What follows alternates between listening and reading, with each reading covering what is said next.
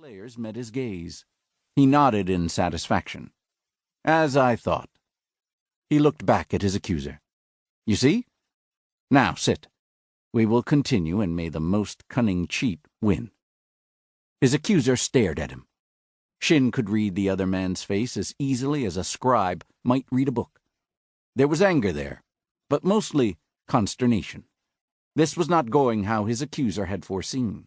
Shin suspected that this scene had almost certainly occurred with regularity in this establishment.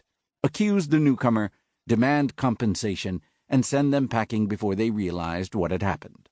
A good game, and profitable. But Shin was not interested in that sort of game tonight. He felt the tremor of obstreperousness deep within himself. It was a familiar sensation, an urge to be contrary. It was an affliction of the mind and soul that had gripped him since his youth, putting him ever at odds with his family, and it showed no signs of lessening with age. He studied his accuser and allowed himself a smile. It was the sort of smile that a foolish man could not help but see as provocation. His accuser reacted as he expected. The hand on the knife clenched, and the blade came free with a savage whisper. The gambling den fell silent in an instant. Shin rose. His accuser halted, uncertain. Shin spread his hands to show that he carried no blade. A man with a sword was more likely to get into trouble than a man without, to Shin's way of thinking. He hadn't even brought his wakizashi. Think carefully now, he said. Is spilling my guts really what you want to do? The attack was clumsy, untrained. The gambler was a brawler, skills honed in back-alley skirmishes. Shin, however, had been trained by some of the finest warriors in Rokugan, when it had suited him to pay attention to their lessons. He stepped back, caught his seat up without looking, and whipped it around between them. The knife lodged deep in the wood, and it was a simple matter to send both chair and blade crashing out of reach with a flick of his wrists. The gambler hesitated, eyes widening. That moment of reflection was his undoing. Shin slapped him on the nose, not hard, but firmly, the way one might discipline an unruly animal. The gambler stumbled back, clutching at his face. Shin did not pursue. Let that be an end to it, he said loudly, else I might begin to take offense.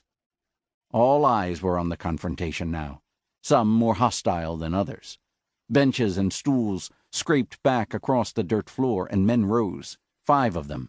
They were rough-looking and well-armed for their surroundings, with knives, axes, and 1 spear. Shin frowned. The odds were no longer in his favor. It was a time to make a rapid, yet elegant retreat, something he'd done more than once over the years. As the men advanced on him, he shoved aside one of his fellow players, snatched up the man's chair, and slung it towards the approaching thugs.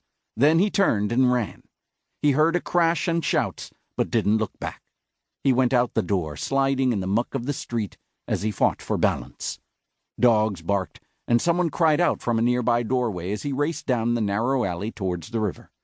This part of the city was a warren of crooked streets and stalls, the last vestige of the humble fishing village it had once been. It was early morning, and even the river birds were still asleep. He turned a tight corner onto a side street, following the sound of water, and slid to a stop. A figure waited for him at the other end, illuminated by the lantern strung across the mouth of the street. She was clad in lacquered armor, the color of stormy skies, and bore 2 blades sheathed at her side, katana and wakizashi. Her face was uncovered, and her hair bound atop her head. Her expression was, as ever, disapproving. "You are an idiot," she said sternly. Shin smiled.